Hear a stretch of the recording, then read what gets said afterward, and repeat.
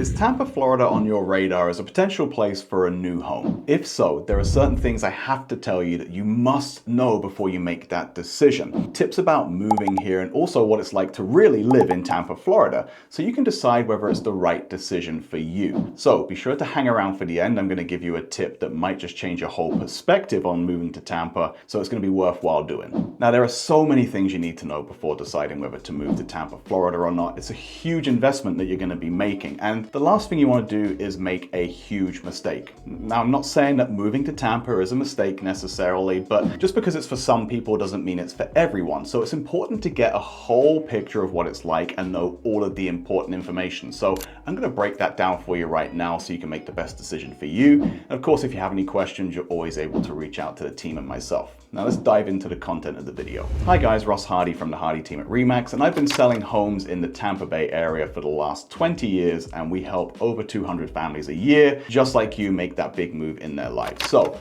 whether you're 9 days or 99 days away from making that decision, be sure to reach out to us if you have any questions or if you want to snag a list of homes in your price point. We're happy to help you out. We're in the background until you need us, but we are also real estate nerds and we love answering questions from people like you from the YouTube channel. We get calls all week long and it's always great to speak to you folks. Or of course you can leave a comment down below. I respond to all of those personally. It's not my assistant or an AI bot. Again, I just love helping people like you make the right decision for yourselves, even if it means you don't move to the Tampa Bay area. Okay, so let's dig in right away. And let me just say that Tampa is a real gem. I think it's a fantastic place to live. It's got a really, really cool vibe. And I've been very, very lucky for work to travel to a lot of really cool metro places throughout the US. We often have conferences there and stuff, and we get to feel a little bit of those cities. But I'll tell you, I still hold Tampa at the top of the list amongst basically any of them. It's a really, really neat place. I've really fallen in love with it over the 20 years that I've been here, but it's not perfect and there are certain things that may put people off. So let's take a look at those real quick.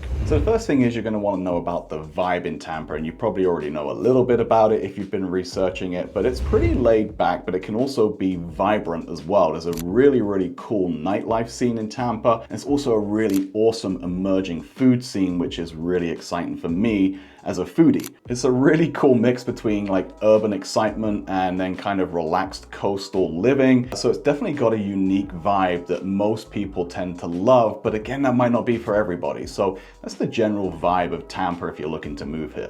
It definitely still kind of maintains that small city vibe, which I'm a little bit surprised with, seeing as it's basically a comparatively large city in the state of Florida, maybe not quite on the size of Orlando or Miami, but it's one of the larger cities. But it definitely has that intimate feeling and maintains that small city vibe. So that's really, really cool as well. It's what I'm used to in the UK, and it's one of the things that attracted me to it 20 years ago and still kind of holds true today. Now, you're probably going to want to know about what the population of Tampa is like as well. So I've pulled some stats here which I want to go over with you to give you a little feel for that. And Tampa's definitely a much younger city compared to the majority of the parts of Florida, which of course is historically known as like a retirement capital, or God's waiting room as some people affectionately call it. But let me give you some statistics about the Tampa population. Now, according to the last census, the median age in Tampa is 35 years old. That's about 5 or 6 years younger than the Florida average. It's actually even a few years younger than the national average. So you can see it's a very, very young city. Of course, that's helped along by the fact that there's a thriving job scene there, that there's some great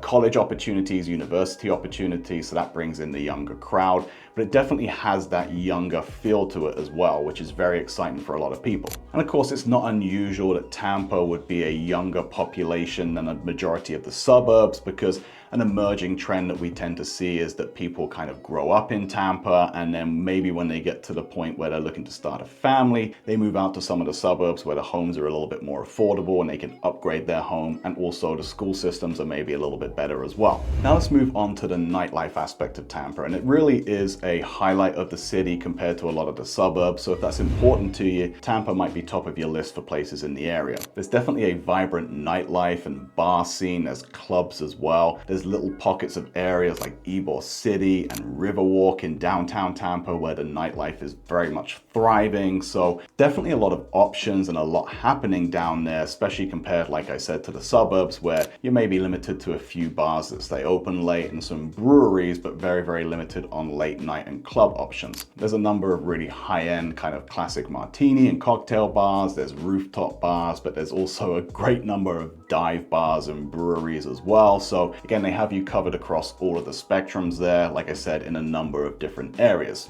Now, back in my days when I was younger and I used to drink quite a bit and hang out and party, we always used to get a designated driver and actually drive down to Tampa from Spring Hill, which is like a 45-minute, an hour drive, just because the nightlife was so much better. So we would kind of hop between Channelside and Soho, McDinton's Bar, Ybor City, and check out all of those areas. So I got a really, really good feel for them during that time. And although they've changed a little bit over the course of time, the same kind of feel and vibe remains the same. It's just that maybe at this point I've outgrown it a little bit. I feel like one of the old guys down there a lot of the times, and it's just I'm at a different point in my life where I don't kind of necessarily seek out those things anymore. But it's always great every now and again to kind of let the hair down and go down to Tampa and try and relive some of that. So some really, really great options down there for that. Now, some of the more popular things to do in Tampa revolve around one of three things. So the first could be the sports teams. We have some awesome sport teams down here. The Lightning for hockey are absolutely lighting up the league. They've won a couple of Stanley Cups in recent years, and it's always a fun night out to go watch them play. We also have the Tampa Bay Buccaneers right off the back of the Tom Brady era, and even in the Baker Mayfield area, they're doing fantastic at the moment. So again, always a fun team to go and watch there. Always a great atmosphere as well. And then of course, a lot of the baseball teams come here for preseason and warm-ups, and then our own baseball team is fantastic as well, although it's a little bit in flux at the moment as to whether they're going to be here long term. But for the time being, it's a great inexpensive family day out or night out to go watch the baseball. Now, some of the other things that attract people, of course, are the water activities. Tampa Bay is on the water, as the name might suggest, and it's really, really close to literally the best beaches in the world. The beaches around Clearwater Beach, Honeymoon Island, Caladesi, and some of those areas are consistently voted as the best beaches, not only in the country, but actually in the world. And they're all within 30-40 minutes drive of Tampa. So fantastic access to a bunch of beaches, which of course brings along with it sailing, boating, kayaking, water sports, and all fun things like that. And while we're talking about outside things, there's so many golf courses, so many parks. And then if you get outside of the Tampa area, 45 minutes to an hour, there's so many awesome state parks for camping, nature, stuff like that. So basically it's an outdoor enthusiast dream in Tampa.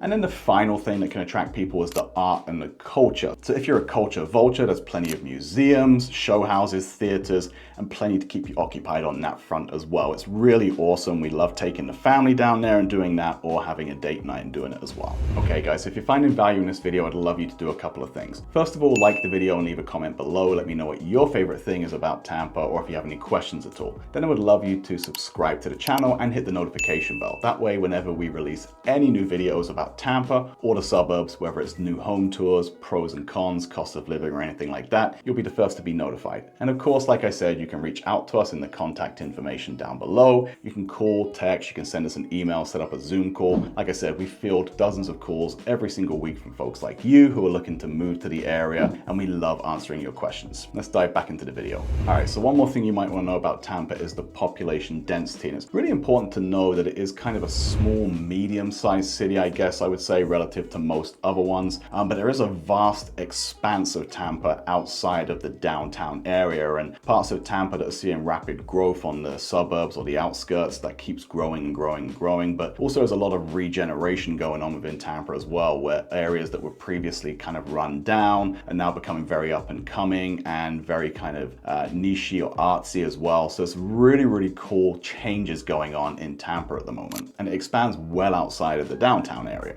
It's really, really diverse, and it's a lot more laid back, in my opinion, than somewhere like Orlando, which feels like it's always in a rush over there, and it's a million miles a minute, a lot of tourism over there as well. So I prefer the vibe of Tampa to somewhere like Orlando. It's really more my speed. And like I said, there's that buzzing food scene, which we'll talk about a little bit more, which is really up and coming and thriving at the moment, which is super exciting for someone like me. Maybe that's exciting to you as well. Now, the population is almost 400,000 people, and that's kind of been growing consistently, although last last year was the first year, 2024, where they saw a net migration loss. So more people left Tampa than actually went to Tampa. But it's been pretty consistently growing over the years previous to that. I expect to see that trend continue again probably next year when the real estate market picks up a little bit more, but around about 400,000 people in Tampa. Now, it's worth noting that Tampa Bay, which includes a whole bunch of stuff around it, is much, much larger than that population-wise. But for the purposes of this video, I'm talking specifically about the city of Tampa.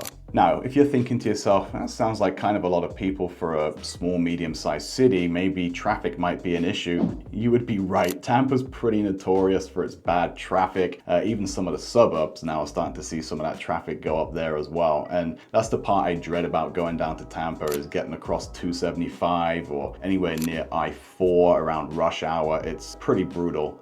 Definitely not something that you want to be caught up in. So choose your hours of driving around there if you can and make it a little bit more manageable on yourself. But the traffic's pretty bad. You know, certainly the city's grown and that's fantastic, but it seems like the infrastructure is, one, kind of a step behind in some cases, and two, just constantly being worked on. It seems like nothing ever gets finished, or once they finish at one end of the road, they go back and start at the other end again. So there's that constant turnover, constant work, and it does lead to some traffic issues. And like I've already said, 275 and I-4 can be a nightmare, but even some of the smaller roads like Kennedy or Dale Mabry can get backed up pretty bad as well. Now again, it's not as bad as something like Orlando, where the traffic is absolutely hellish because of the number of visitors that go there every year, but it certainly might be worse than what you're used to, so be sure to take it relative to where you are currently and decide if it's something that would be bothersome for you or not. Now, I will say that the city transit in Tampa is pretty good and covers a whole lot of bases as well, and that does help to ease some of the traffic issues. I can only imagine what it would be like if the city transport wasn't quite as good as it is. Now, you have the Cross Bay Ferry, you have the Tico streetcars, trams, which alleviate some of the traffic. So it's not just your traditional means of public transport, there are some additional services as well. Those are all fantastic, and I've taken advantage of those. You probably should look at doing so as well. And it's also worth remembering that Tampa Airport is probably the best airport I've ever flown from. It's so efficient, it's so clean, it's consistently ranked as either 1 or 2 airport in the country. I mean, until you've experienced flying out of there, I really can't give you an idea as to how great it is compared to a lot of the other airports I've experienced. Again, I'm going to single out Orlando because to me it's probably one of the worst in the country, but Tampa Airport is an absolute pleasure. They're undergoing a multi-million-dollar improvement at the moment. It was already fantastic to start with. Tampa Airport really is fantastic. And then finally, there's that high-speed train between Tampa and Orlando, which keeps getting talked about, and it seems like the plans keep shifting on that, but we're expecting that to happen in the next few years, and that would be a real game changer as well, because driving from Tampa to Orlando across I-4 again is kind of a hellish experience a lot of the time, so people are very, very excited about the possibility of that. All right, now if you're on board with the vibe and the culture, let's talk about the climate and the weather, because that can be a real big determining factor for people. Now, it's safe to say that Tampa and Florida in general, for that matter, I guess, is kind of known for 2 things. So we are in a subtropical climate here, which means we have high humidity and heat, and of course we have hurricanes if you've been watching the news at all over the last number of years. Now, Tampa's going to be a high of 90, low of 76 in the July-August timeframe, and it's going to average about 21 days of rain per month during that time. So yeah, a lot of rain. What happens is that heat and humidity builds up. We're experiencing 100% humidity during those months. Throughout the day, it gets really, really humid and muggy, and then around about 3, 4 o'clock in the afternoon, the heavens open, we have thunderstorms, so a lot of rain during the summer. And of course, while I'm talking about that, let's touch on the hurricanes, because there's all these local folklore stories about Tampa and the Indian burial grounds and stuff, and how that somehow helps us avoid the hurricanes and direct hits. And even though we didn't experience a direct hit at the end of 2024 with Milton and Helene, we certainly experienced catastrophic damage, the worst that I can recall in the 20 years I've been here. And you know, although we get put on heightened alert when hurricane season comes around, invariably what happens is when you have a near miss or it darts off south or north or west at the last minute, you think, man, we're immune to it. The folklore is true. And this has really shown us that it's not. So basically what happened, if you missed it, is that everything along the Gulf Coast of Florida on the west side from Sarasota up through Hernando, Citrus counties experienced really catastrophic flooding. I'm talking about 6, 8, 10, 12 feet in some places. And the problem is it happened back to back. So no sooner was the recovery underway from the first one, the second one ripped through and caused more extensive damage. And I can only imagine what it would have looked like if the Category 5 had come directly through Tampa. It would have been an absolute disaster, but it's let us all know that it can and will happen one day. And it's just been a stark reminder for people, and certainly it's going to put some people off coming to the area. So every year we're on heightened alert. Most of the time we have near misses, but this last one in 2024 was a really, really bad one. And so I want to make people aware of that. It is part of life in Florida. You can either handle it or you can't. Of course, California has earthquakes, there are tornadoes and stuff in the Midwest, so everything has its problems. That's Florida's. Now that's the bad side of the climate. I want to focus on something that's maybe a little less talked about, although the snowbirds have caught onto it because they know, and that is the beautiful mild temperatures during the winter. It's really my favorite part of the year. So we're talking about highs of 70, lows of 52s for the most part in January. Just absolutely gorgeous. And this year seems to have been one of the best years that I can remember in recent memories. I'm filming this video at the start of April, and even last weekend it was like high 60s, gorgeous breeze, beautiful weather. I was just in Dunedin yesterday on the waterfront and it was spectacular. This is the part of the year in Florida that we absolutely love, and I don't think it gets its fair share of press, so I want to bring that to your attention. And of course, it never hurts when you're walking around in shorts, t-shirts, and flip-flops while the rest of the country is shoveling snow. So I'm always happy to put up with the really oppressive heat in the summer to enjoy the benefits of the mild winters and not have to deal with the snow. Now, another thing you're going to want to know if you're considering moving to Tampa, Florida, is what is the real estate like? And I have you covered there. As you probably already know, I'm a real estate expert. I've been selling homes in the area for 20 years. And one of the great things about Tampa is that it has a whole host of different options. So you have, of course, your older historic homes, you have HOA communities, golf course communities, you have waterfront properties, and then as you get a little bit further out of the main area of Tampa, you have some opportunities for some more land and acreage. And it covers a whole host of price points as well. Although it's worth noting that Tampa was basically the number 1 or 2 market in the country for price appreciation during the COVID years. So the houses became super unaffordable super quick. So very few places have seen as much price appreciation as Tampa, Florida. So be sure to see if there are homes in your budget. Now, like I said, you can leave a comment below and reach out to us and we'll send you a list of homes in the price point that you're looking for to give you a better idea. But you might want to look at some of the suburbs as well to make your dollar stretch a little bit further. Now, I've sold homes in Tampa as low as $220,000 for a small 2-bedroom, 2-bath, 700 square foot older home, but they go up well above $2 or $3 million, of course, especially as you get onto the waterfront properties where they can be up in the 4s and 5s. But like I said, be sure to do your research, be sure to reach out to me. The one thing I will say about Tampa is there is a lack of new construction. So whereas in the suburbs, new construction is booming, especially with the incentives that builders are offering to buyers to make it more attractive for them, that's a little light on the ground in Tampa. It's a little more established. There aren't many areas to build in. So if new construction is your thing, Tampa might not fit the bill necessarily. But like I said, reach out to us. We'll answer any questions that you have. Now, with this type of housing, you're looking at a median price on Realtor.com, and when I checked this morning, of around $450,000 in Tampa. That's 450. Although certainly anywhere in South Tampa, Soho, down by MacDill, anywhere in that area, which is the area that I really love, the average price is going to shift more to like $600,000 or $700,000. So like I said, be sure to do your research, reach out to us or watch any of our other videos for more information. And of course, it's not just the price of the home that you're going to want to know about. You're going to want to know about the general cost of living in the area as well, I would imagine. So believe it or not, the cost of living in Tampa is actually about 3% below the national average. That's according to PayScale. When I pulled the information today, that's the site I normally use to do comparisons and pull that data. So Tampa does represent good value for money. Now, I would say property taxes are moderate to maybe slightly higher than what you're used to, and it's possible that homeowners insurance costs might be a little higher than what you're used to as well, particularly in light of the hurricanes that have happened and the expected increases there. However, it's worth remembering that Florida has no state income tax, which is a huge saving for people, and there is talk about DeSantis removing the property taxes, although likely there will be some sort of substitute tax in its place. That's really just starting to play out now. But all that to say is that Tampa does fall just slightly below the average cost of living in the US.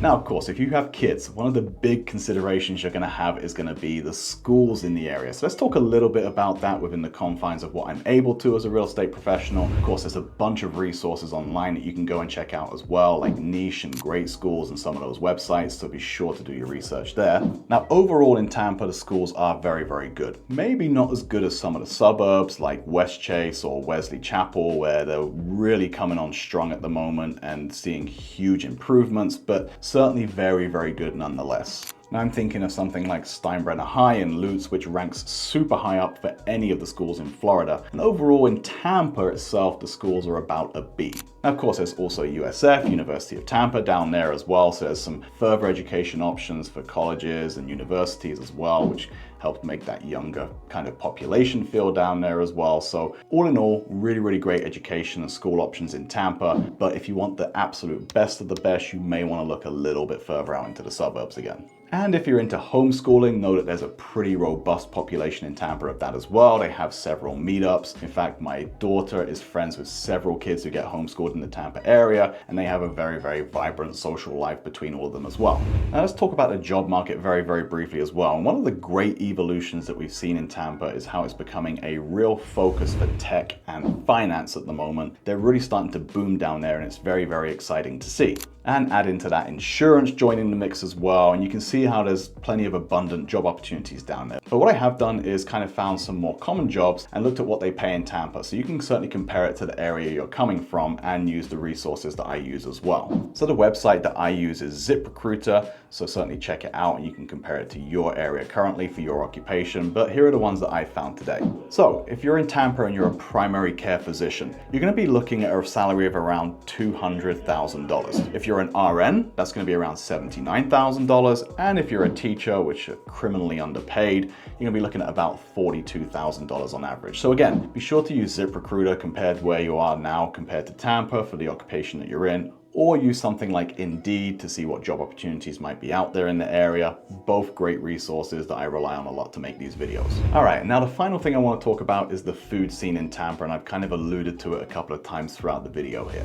The thing I love about Tampa is there are now several Michelin-starred restaurants there. So if you're a foodie, it really is becoming one of the places to check out. And out of all of them, Lilac is fast getting a reputation for being one of the standouts, not only in Tampa, but also in the whole state of Florida. Go online, check it out, look at the food porn, and just drool at the food that's there. But even outside of the Michelin restaurants, there's still a great mix. So there's a lot of cultural diversity in Tampa, and that leads to some really awesome food. So I'm thinking about like the birthplace of Cuban sandwiches down in Ybor City. And we're also right on the water, so there's an abundance of fresh fish as well. There's a really, really great food truck scene. There's a really, really great food market scene. So pretty much whatever you're looking for, there's really, really great options out there. And plus I love binge watching Dave Portnoy do the pizza reviews around Tampa, so I know what places to go to. All in all, Tampa is rapidly emerging as one of the great new hot food spots in the country. So guys, I just want to remind you one more time that we are local real estate experts in Tampa and have been for 20 years. And we also specialize in all of the suburbs north of Tampa, like West Chase, Wesley Chapel, Trinity, Odessa, Spring Hill, Brooksville, and all of those areas. So whether you have any questions or you want to get started on the process, reach out to us at the number down below. Call us and text us, or you can email us as well. The email address is down there. Leave a comment. I respond to all of those personally. We would be so delighted to assist you. It really is so fulfilling and exciting for us to hear from you guys. So guys, I did promise you one final tip that may sway your opinion one way or the other, and it's going to be this. There's so much new construction going on in the suburbs north of Tampa that what we're seeing is an emerging trend of people initially focusing on the Tampa area and then looking into some of those suburbs right along either the Suncoast Parkway or along I-75 for easy access into Tampa,